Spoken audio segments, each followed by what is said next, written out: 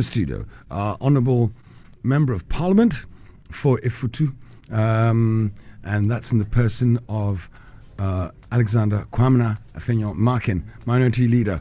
And we're going to try and get into a lot of detail with him very quickly in 45 minutes somehow.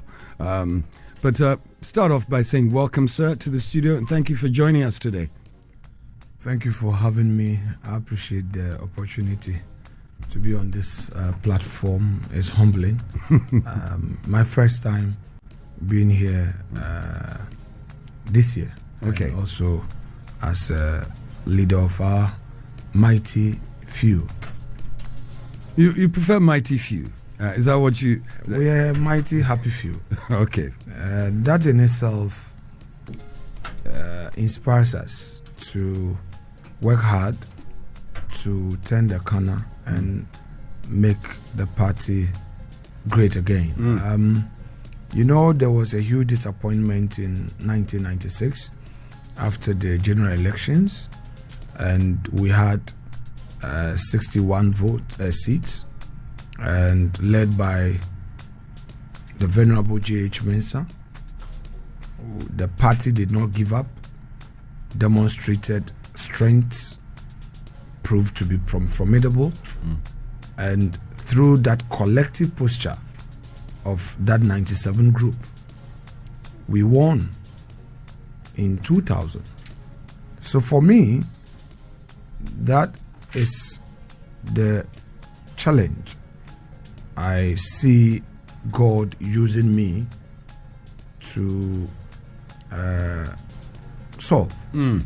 That the whole thing is disappointing, but in that disappointment lies an opportunity. And I keep telling my colleagues that let's act collective, let's stay united, let's stay focused. My job as the leader of the caucus is to move with the team, inspire hope, lead the rebranding effort in Parliament, and rebrand the party so that, God willing, come 2028, we win power. It can be very disappointing to see your party lose an election.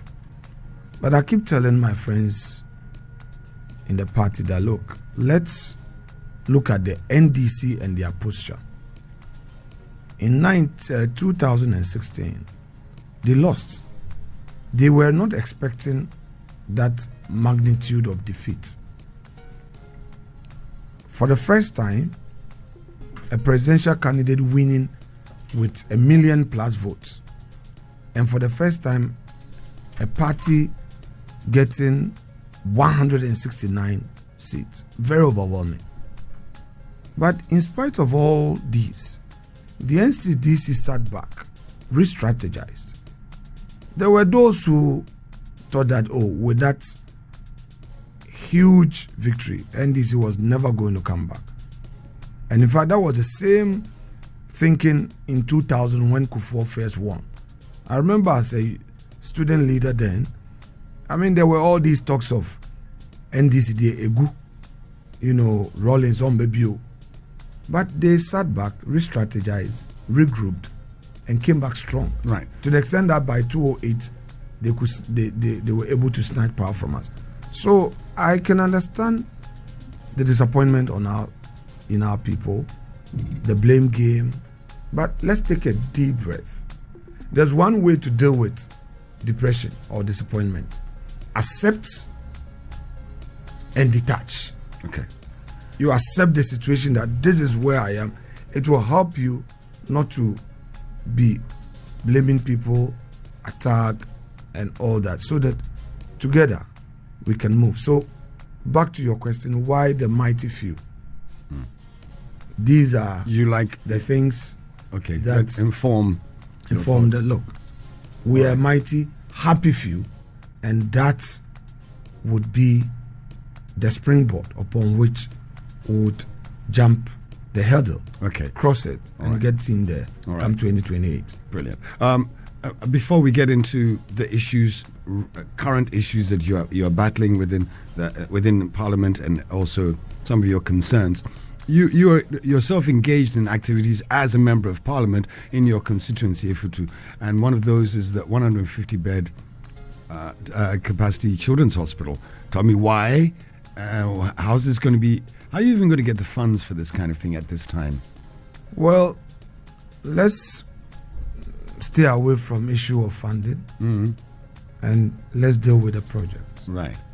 God willing, that project will be commissioned. You see, I am the youngest ever to seek for that office in Effutu, Member of Parliament. And when I was campaigning, most of the elderly people said, "He's too young, Osa." You remember in 2004, I'd won my primaries. I was a candidate, and just a day before filing, I think the filing was Tuesday and Wednesday. So the final decision on me was on Tuesday.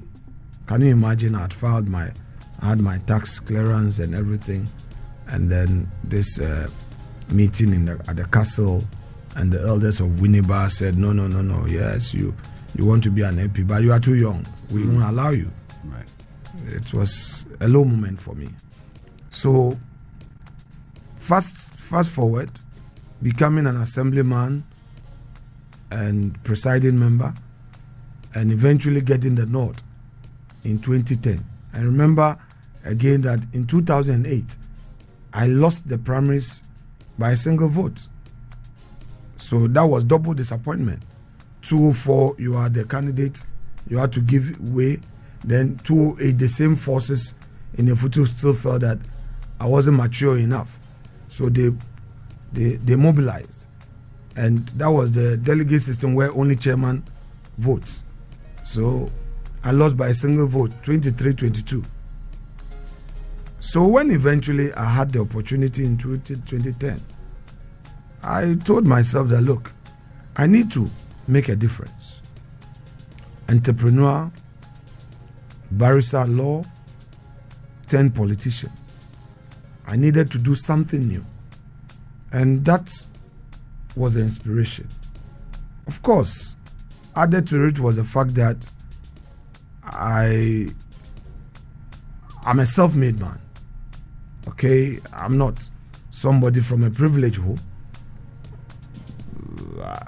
In my teens, I was on the street of Accra. I had to struggle for myself and land a job at Ghana Post as a post boy, struggle through it to the university and all that. So I know a bit of street life and how to survive. If somebody tells me that I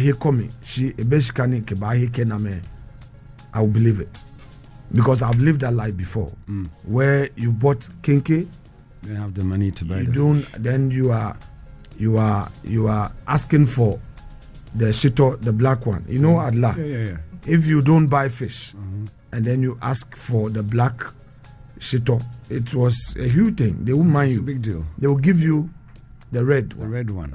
You want the black one which has some oil in it, some crab. Thank you very much. Some small fish, koni, the flache, you know, buy enjoy few. They won't give you. They say, "Oh, hey, kenamni, ota na habo," you know. So I believe it. So going through all these struggles and getting that opportunity, I felt that let me do something meaningful, out of the ordinary, so that the people one day, when another young person wants to be an MP, they will say, no, Alex, obe no to me ye, into ye may use a chance. So that has been it. It's been one struggle after the other, and I've done quite a number of projects in the constituency, and I felt that children often get referred to Kolebu for medical attention. We don't have a well-resourced pediatric center in Winneba, Central Region. So I said, look, then let's have a pediatric center, which would even be a secondary facility state-of-the-art technology. So I engaged the experts, the Ghana Health Services experts were there to support, and we approached the Jane Jansi chiefs, and then they gave the land. So it's a dream come true. I mean, tomorrow, if I'm not an MP again, there's a 10 key project that the people should remember me for. Right. Okay. And that's about it. Right. Brilliant. Thanks very much. There's a lot to go through, unfortunately, and I know you're bound by some time constraints as well. Honourable, let's talk about revocation of appointments. It's something that you've been a bit concerned about. Why is it your business at all? And what are the concerns you think need to be addressed? Well, thank you, sir. I think that the political class must rethink. I'm not just talking about NDC, but I'm talking about the whole political class, MPP, NDC. For now, these are the two known political parties. So when I say political class, us. You see, the way we manage power is quite unfortunate. We are all to blame. I'm not going to, limit myself to what is happening today. When Kufuor won in 2000, when Mills won in 2008, all the way through 2016, then 2024. But it's also because of the way our countrymen and women behave when there's a change of power. Let me share with you my own experience. I regret it. I've apologized for it. I'm not proud of it. And I pray that these things end. I recall in 2016 when we won, came into 2017, lecturers at UUW were all over in my office.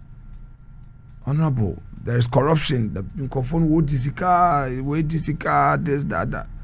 Were all over the place in court, went to Yoko. Eventually, when Yoko did the investigation, the people were not even culpable.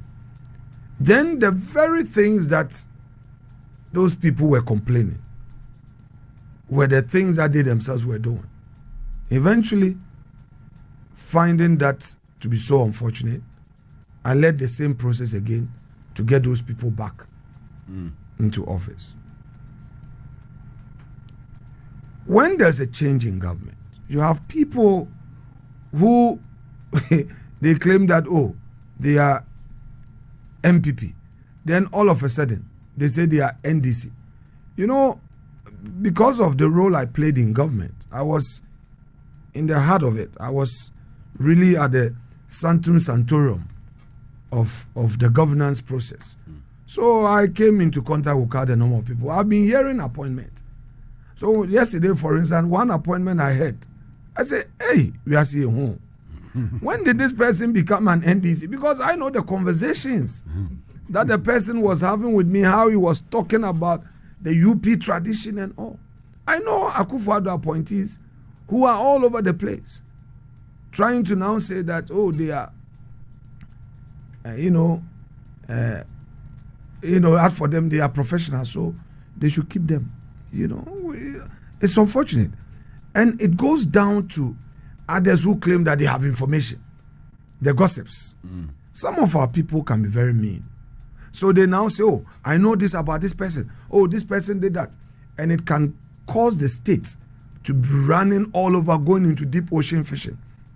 But I want to tell my friends in NDC that, look, you have won. You have a promise to fulfill. Stay focused and do your work. Look, all these things, people getting you, arrest this person, go and chase this person, somebody has stolen money. 3 months, 6 months, you realize that people have misled you. And in the end, you would have achieved nothing. And then even the goodwill you have, you would have wished them away. On the recruitment, I mean, look at all that President Mahama himself said when he was in opposition about recruitment and all. I know that President Akufo-Addo even graduated quite a number of these recruits. He officiated the parades and all that, immigration service, police. Check the records. There were recruitment that were done after 2016 elections during the transitional period. A lot of the state institutions were recruited. Yes, it is true that Osafo Mafu raised that issue at his vetting. But the truth of the matter is that these mass dismissals never took place. But I must also be honest in saying that there were one or two appointments that were revoked. I can't pretend about it. But the question is, even if there was mass dismissal when Nana Addo took office in 2017, must we continue? Should that cycle continue? That is, if it even did happen. We are a country that we all say that governance is a continuum. And if it is so, we must rise above that. After all, there is recruitment. The recruitment is to create employment for Ghanaians. If you come in and you see that, oh, it's your political opponent, sack him. He goes to sit at home. The person has a family and all that.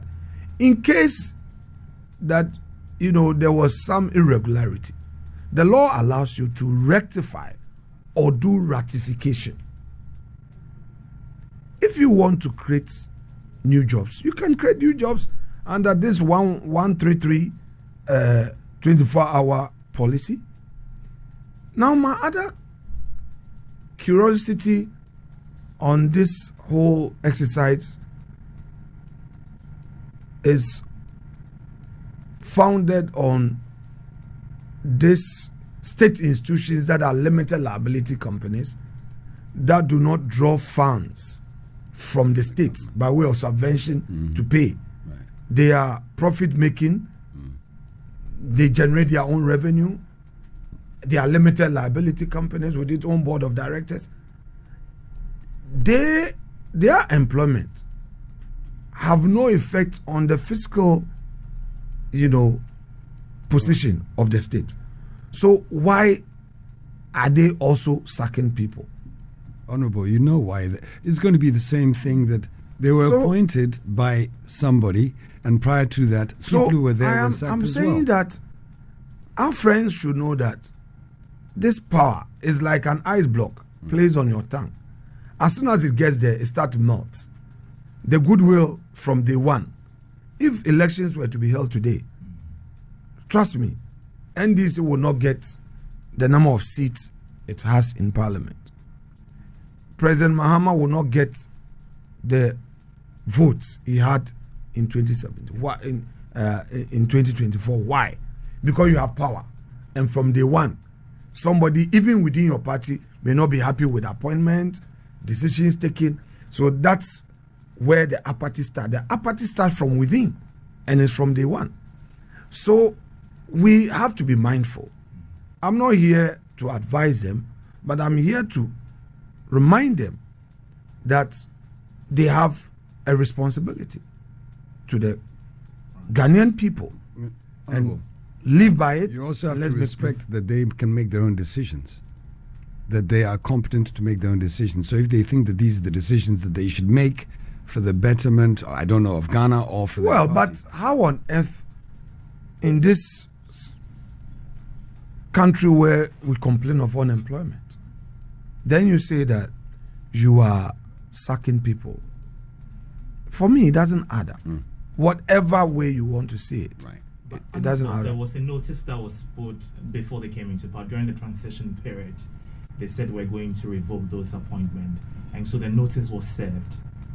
Well, but that's what I'm saying, that it's a bad governance practice to say that a person who has been employed should be denied those rights, especially when a contract has been signed, the man has started work, he's been paid, and then you write him a letter that go home. For me, it doesn't add up.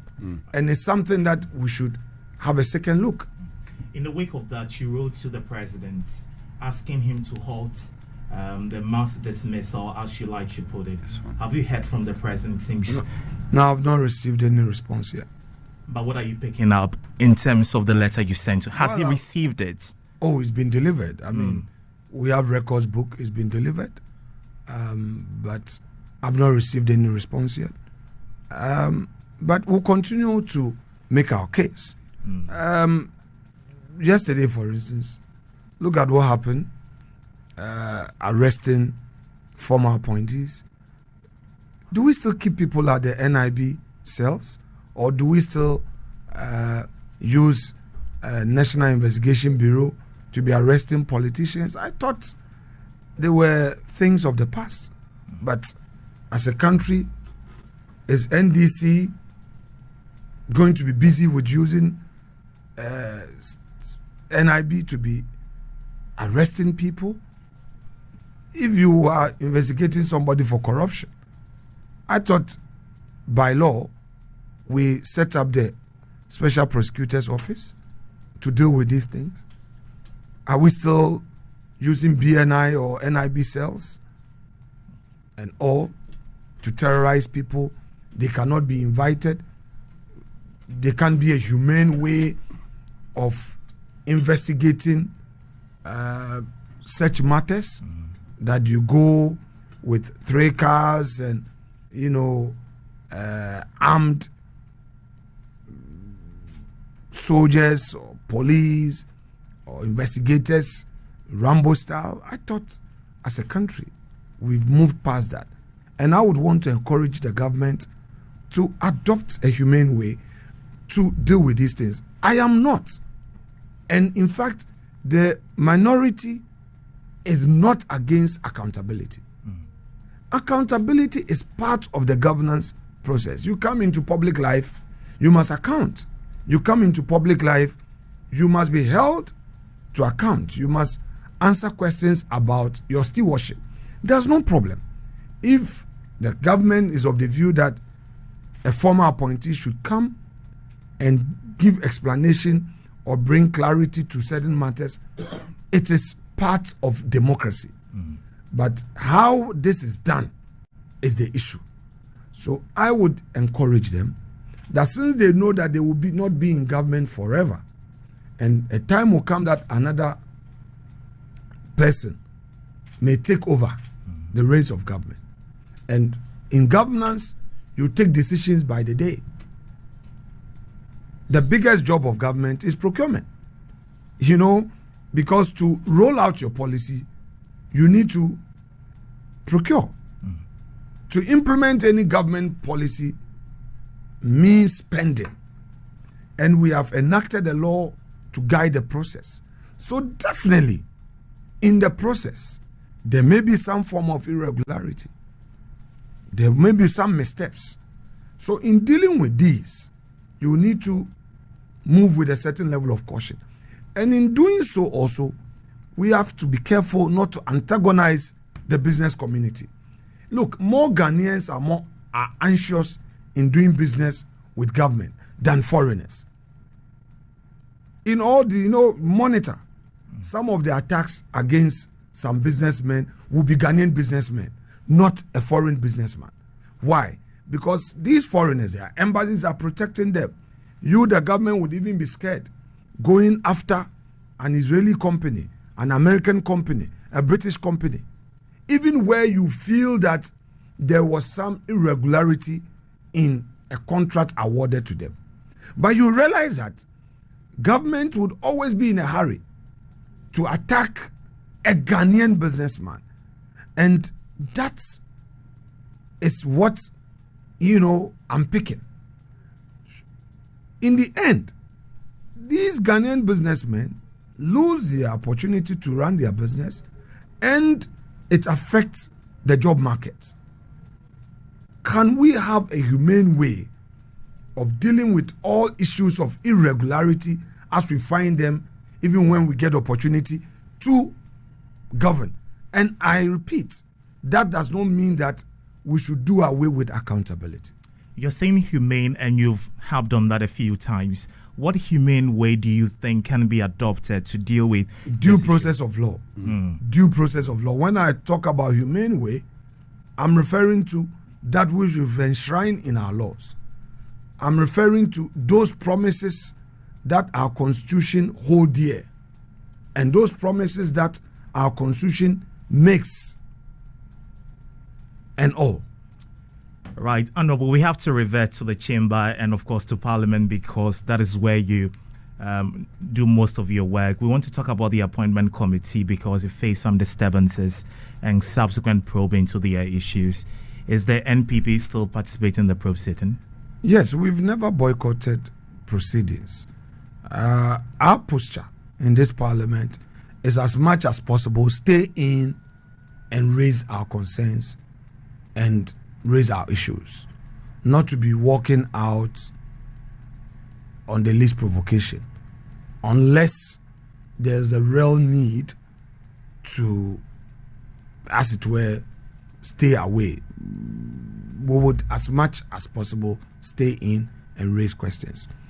You know, when people complain about how we are vetting, I refer them to precedents. I don't understand why our friends do not want us to ask them questions. But I believe that after that unfortunate incident, we've sat down and we've had a lot of discussions. And from the assurances given, I pray that this week's vetting will be smooth. The minority leader and his group must have the opportunity to ask their questions as agreed at the pre-sitting meeting. Those coming must also come prepared. You can't come and say you are a media shy person and then you want to be in the public space. No. You have your CV. You should make sure that you have a grooming session where you've gone through your CV, you've prepared yourself on policy issues, things that you yourself you've said in the public space, your own experience in life. These are questions that you'll be asked. And once you prepare yourself, you distinguish yourself because, you come in with that constitutional qualification. So once you pass that, which is the basis for your nomination, the rest is how you carry yourself at the ministry. And these are things that we need to ask so that the public will be assured that, this person who is going to be a deputy minister or minister of state at a particular ministry has what it takes to do the work. And we do this without any ill will. I mean, it's my work. I have to do it. It's the work of the minority, because if you leave it to the majority, because they are in the same party, it's going to be congratulations, bye-bye. You feel it's a rubber stamp if you leave it to the majority? Well, the real vetting is done by the minority. I was watching, Senate hearings in the U.S. It's very rigorous, rigorous, pound for pound, engagement. We are complaining here. What they are doing, we're not even doing a quarter. Okay, but again, I want to assure our fellow Ghanaians that we in the minority mean well. We would do what is right and hold the government's feet to the fire. All right, so moving on, sir. I know you have limited time. And good luck going forward with the vetting this week. Minority, you got the issue with the MP Fakultia. Where do we stand after the Koforidua High Court ruling? Where do you stand as a minority? So we hold a view that the judge acted in excess of his powers, misdirected himself in so many ways. But, we are a party of rule of law. If you talk about UP, that's our tradition, rule of law, due process. So we will not go attacking the person of the judge. We will not attack him. We are using due process to deal with the situation. But fundamentally, I need you to know that the law talks about gazetting of the result, and a person who is aggrieved to file a petition within 21 days after gazette.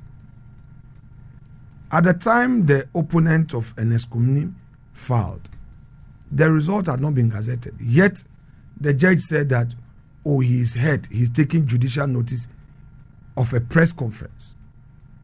I mean, straight away, he was forcing his way to get jurisdiction.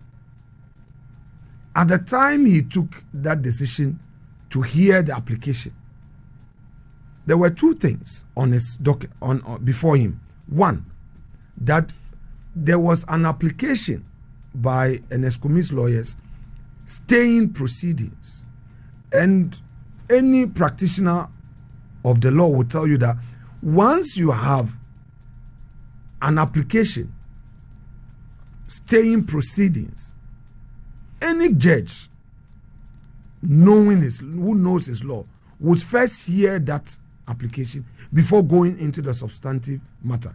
But this is a situation where the judge was aware the matter was before him, yet he decided to hear the application, committing our brother for contempt. Honorable, any person, any lawyer knowing the law, are you telling me the judge doesn't know the law? I have said that, quite unfortunately, he's misdirected himself. Again, the judge was aware that a certiorari application and a prohibition application had been served on him through the registrar. And the nature of the issues being raised was such that he should have waited. That notwithstanding, he has already ruled. We have filed a stay of execution on the back of a notice of appeal. Right. So once that stay of execution has been filed, it stays his further action, his decision. So that's where we are. Right. And I know that Mr. Nimakun, his counsel for my colleague, is also praying for a date for hearing. I pray that he is able to get a date this week for the matter to be heard at the Supreme Court on the prohibition and sexual right. So at this moment in time, what as far as Parliament is concerned, what is the situation? Well, he comes to Parliament. I think what our colleagues did was the usual politics on the floor, and I found it very rich, especially they who disregarded a Supreme Court decision, now talking about rule of law. I saw it as one of those tactics to frustrate the man. But of course, I later told the majority leader that the man had filed a stay of execution and appealed the decision. So he is within his right to come to Parliament to do his parliamentary work. He won by over 2,000 votes. I don't see why the other gentleman is still pursuing this matter, but it's within his rights.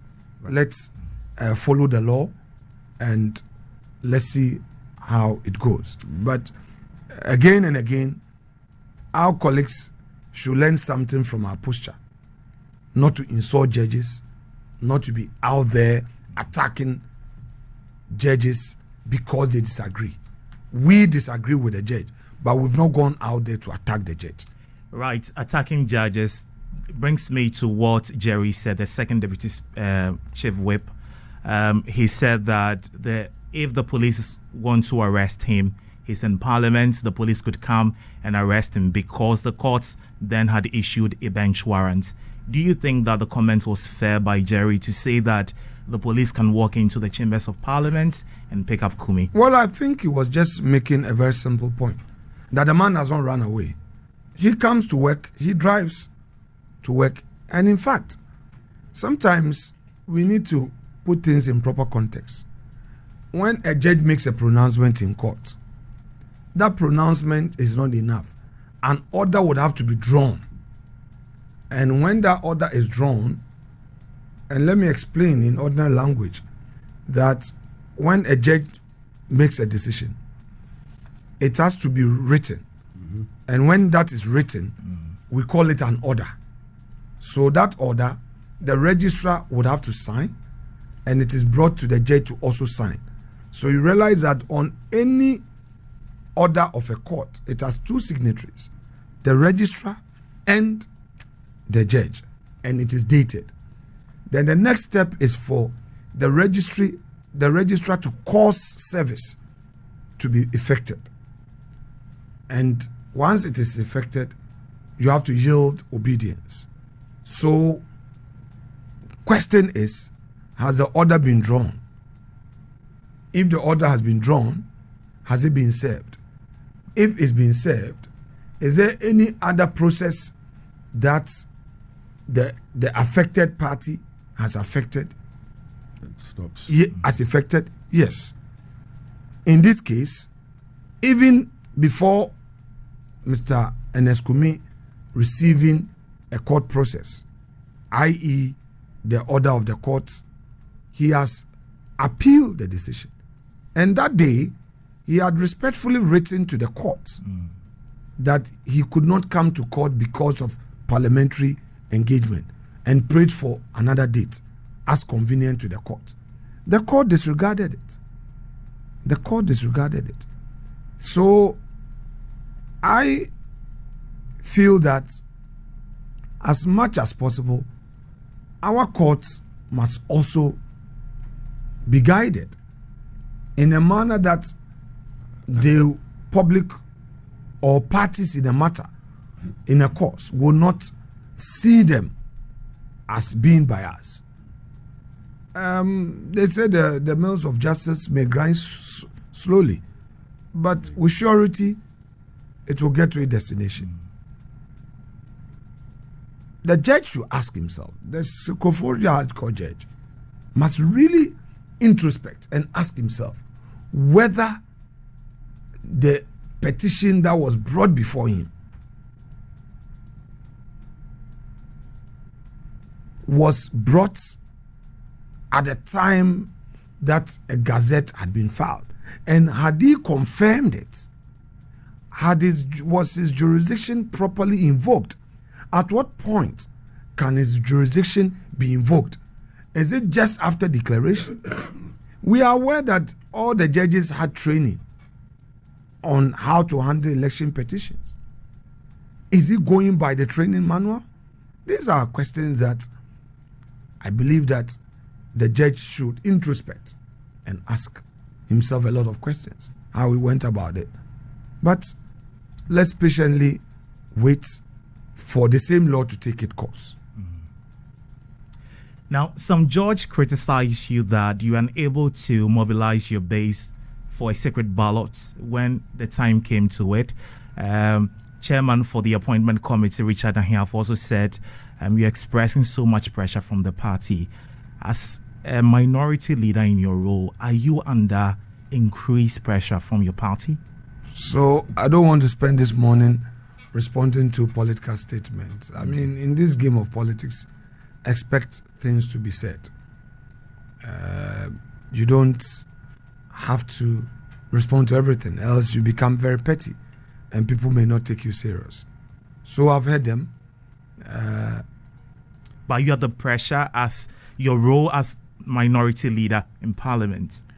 Well, there's an expectation that you will have to lead a group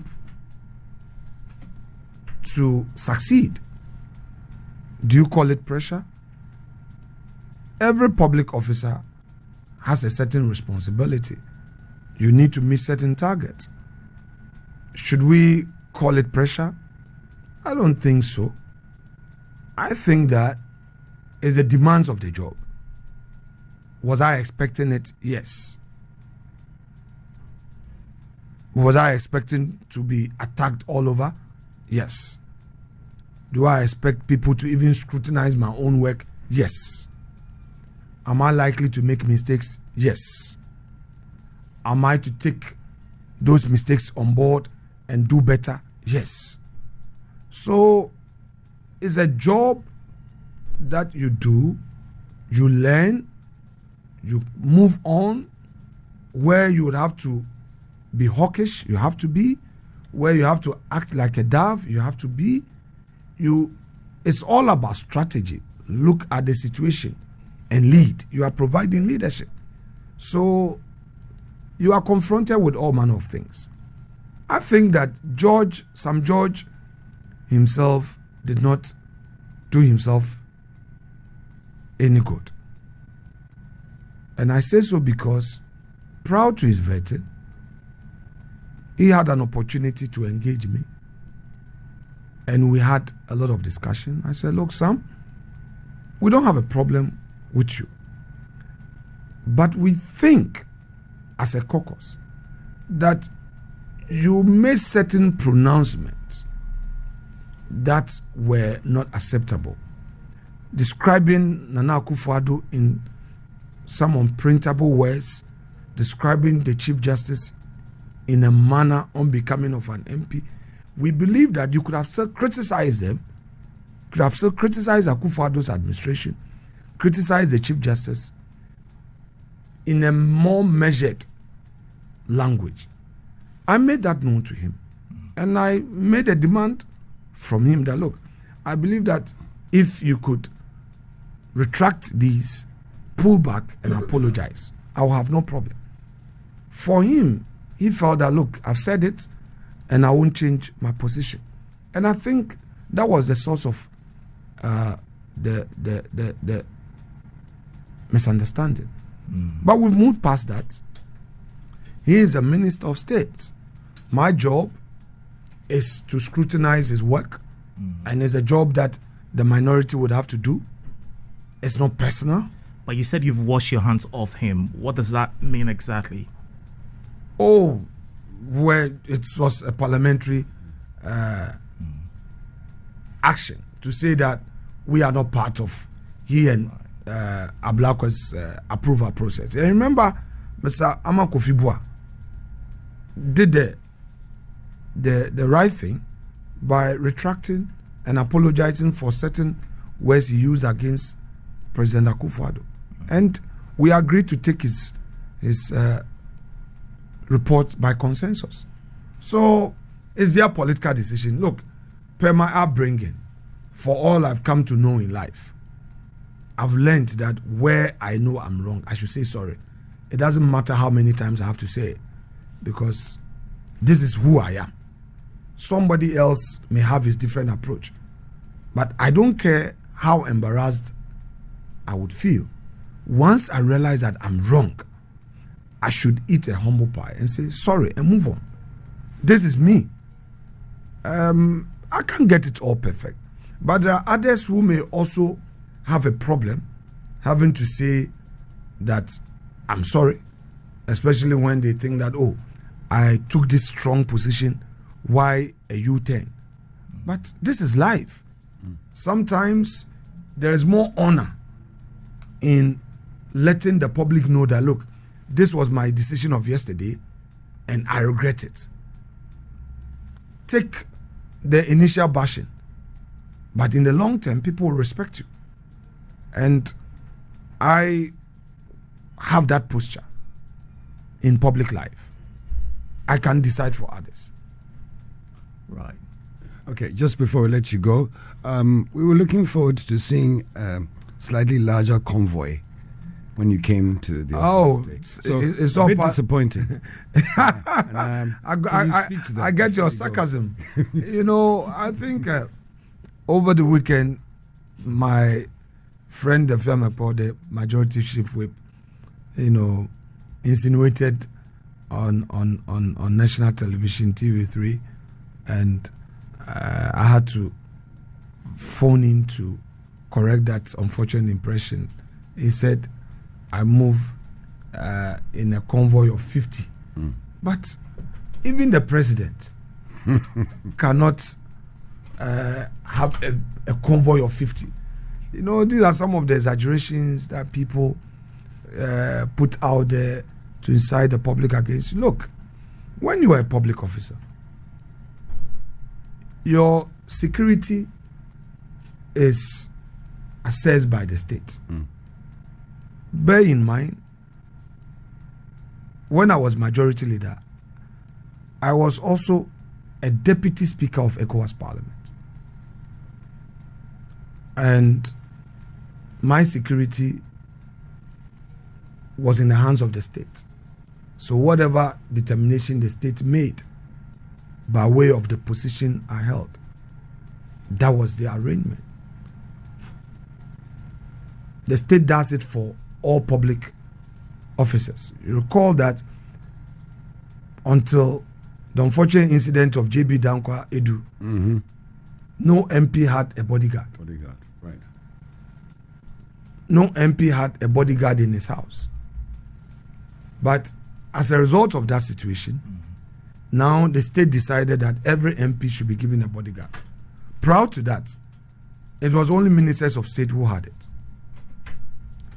Even now, there are MPs who are even first-timers who, because of the security situation around them, have enhanced security because of the assessment done.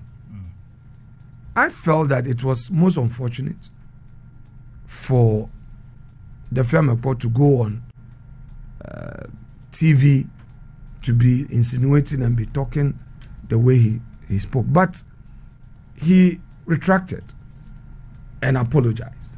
So once he apologized, we leave it there. But I want to tell my friends in the NDC and their communicators that they should stop getting busy on Afenyo-Markin, digging me here, digging me there. They'll be wasting their time. Look, the job of the opposition leader is to oppose. The job of government is to implement its promises, implement policies, and do government job. If, as a government, all you do is to waste your time attacking the minority leader and the minority, very soon, people will now asking you that, why? And you will not have any answer because you have talked about 24-hour economy. And yet, when you go on radio or on TV, all you do is be attacking Afenyo-Markin when Afenyo-Markin is on his feet. Instead of you to listen to him, take notes so that you also argue in rebuttal. All you do is to shout, make noise, and rather be disruptive. The people will be watching.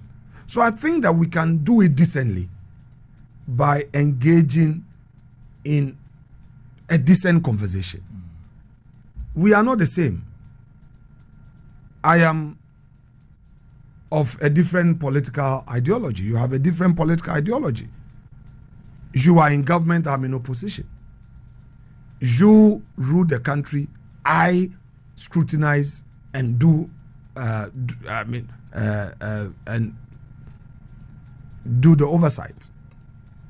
When I do the oversight, yours is to push back, mine is to push back, and then the public would judge. So it is not for you to think that by attacking my person, by discrediting me, by breaking me down, or even threatening, I would quarrel. Because I've not just risen into the position. Okay? I've been around. I've been assemblyman, presiding member, MP. This is my fourth term. So to think that, just elbowing me will make me fall would... Is that to say that finally, I know Ojo has to wrap up quickly and you have to go. Is that to say that besides what they've said on TV, there's been some real attacks and other things that we're not aware of? Well, I think they were flying drones on my property in Winneba, and even doing a search and all manner of things. But you see, unfortunately for them, there's one thing: I don't read social media. I'm not the person always going all over the place. I'm focused. I know this job is not an easy job. I know what the NDC is made of. Attack. So I've signed myself. It's prayer, the power of my rosary, my faith as a Christian, as a Catholic. I've seen what God can do. I've experienced God. And I believe that in all these difficulties and dangers, He, the Almighty God, will see me through. And that is my source of strength. I can't be afraid of what they want to do by day or by night. God will see me through. We'll continue to pray. We'll continue to recite our rosary. We'll continue to fast. We'll continue to remain focused. And also pray that the party will be united. For me, that is my single most important concern. The unity of our party. That we don't have to be individualistic, but be acting collective.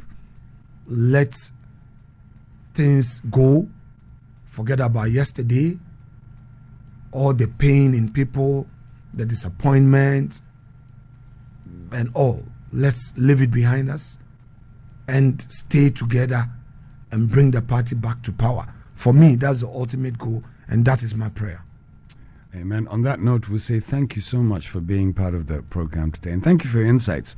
And look forward to seeing you vetting and on the floor again in the next few weeks and months to come, and also to being able to discuss with you other issues as and when they come up on the Asaase Breakfast Show. So thank you. Well, thank you. Let me also take this opportunity to commend the Asaase platform for what you are doing for democracy, for free speech, and ultimately what you're doing for the UP tradition, the MPP. I mean, now it's your platform, the Wuntumi platform, your man, Netu, and few others that are really helping activate our base. Don't also be discouraged. You are doing a great job. Continue to use your platform to promote democracy and the party's ideology, and help us to stay united. I'm sure, God willing, fortune will smile at us come 2028. There are a lot of things that I'm sure went wrong. We wait for the Professor Okwe report, which will come, and I pray that internally we'll deal with it without leaking it, deal with it in-house, just as the NDC handled the Professor Kwesi report, saw it as an opportunity to really do an introspection, and we would also embrace the Okwe report and see it as an opportunity to rebrand and act collective. I pray we get there. I'm very optimistic, and let me also commend the mighty few, the minority. We have some sharpshooters in Parliament. Our new MPs are doing all well, doing very, very well. Let me commend them for their industry, as well as our continuing MPs who are mentoring the young ones. They are doing so well, And I want to encourage them that if the JH Mensa group did it, then we can also do it. So let's be encouraged and let's be inspired by the JH Mensa group of 1997. Thank you very much. Thank you very much. Honorable Afenyo-Markin is the MP for Effutu constituency and minority leader in Parliament.